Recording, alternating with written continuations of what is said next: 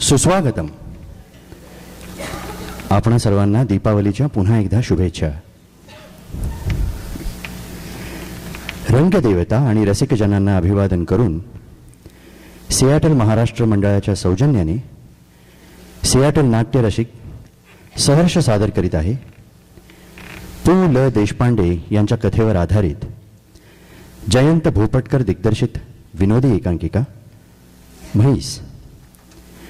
नेपथ्य दीपाली भागवत, वेशभूषा श्रावंती शिंदे, नृत्य मधुबाला गांधी, ध्वनी श्रद्धा ओक, संगीत प्रसन्न गणपुले. सियाटल नाट्यरसिक सहर्ष सादर करीत आहे म्हैस.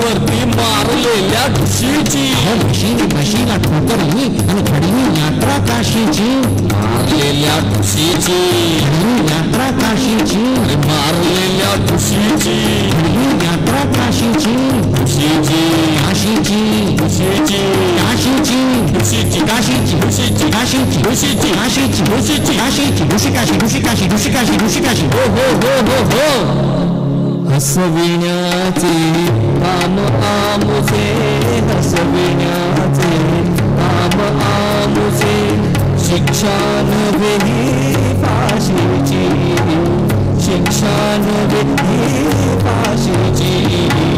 रसिक वरा तू ऐक आता, रसिक वरा तू ऐक आता, कथा एका म्हशीची.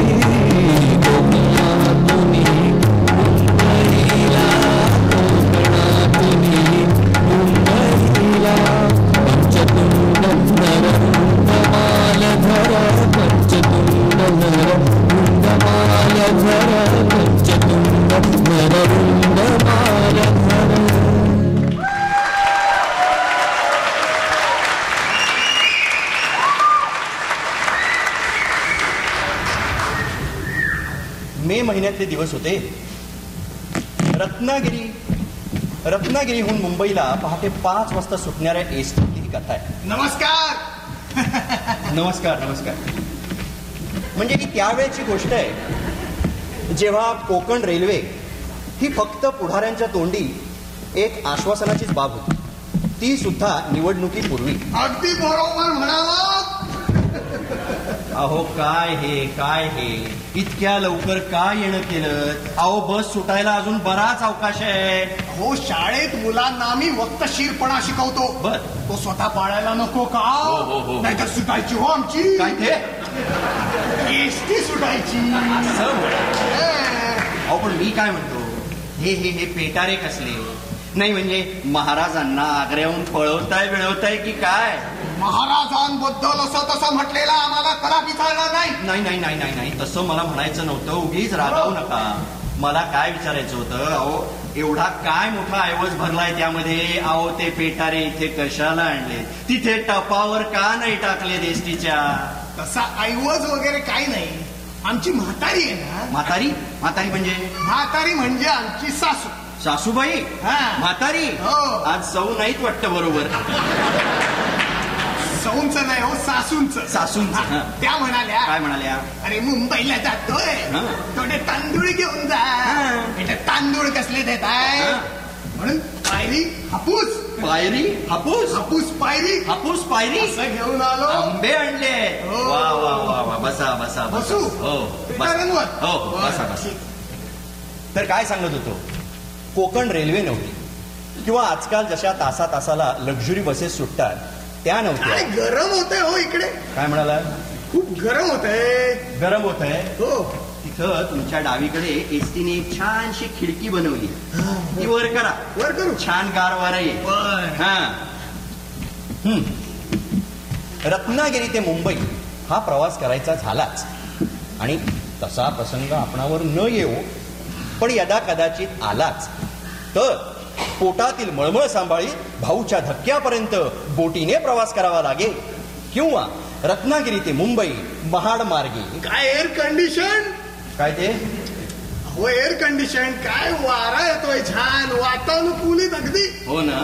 तुम्ही स्वस्त झोपत का नाही? झोपू. सकाळची वेळ आहे. झोपा. हं? रत्नागिरी ते मुंबई महाड मार्गे हे एक मुला माणसांचे आणि सामानाचे सारण भरलेल्या एसटी नामक करंजीतून प्रवास करावा लागेल. तर अशी ही 5 वाजता सुटणारी एसटी तिची सुटायची वेळ आली.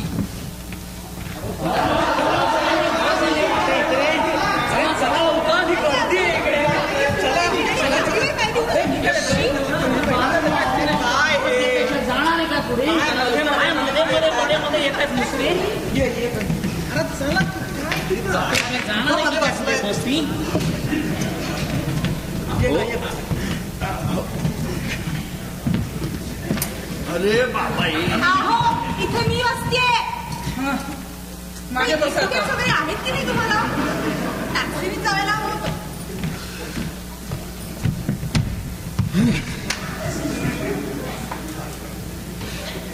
म्हणजे एसटी 5ला सुटायची खरी हो, परंतु पहिला अर्धा तास हा प्रवाशांमधील वैयक्तिक आणि त्या पुढील अर्धा तास कंडक्टर आणि प्रवासी यांच्यामधील सामुदायिक भांडणात मोठा छान गेला.